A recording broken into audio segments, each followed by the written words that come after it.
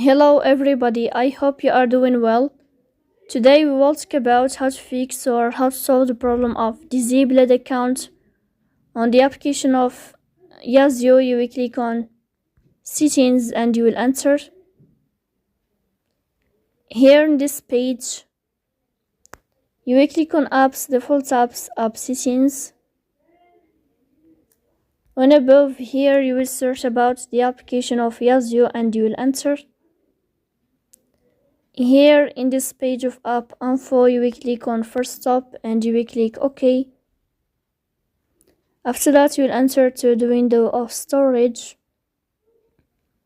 Here we click on clear cache. In the end, you can turn off your phone and you can restart your phone again. So please don't forget to support us by like and subscribe. See you next time and thank you for your watching and your attention.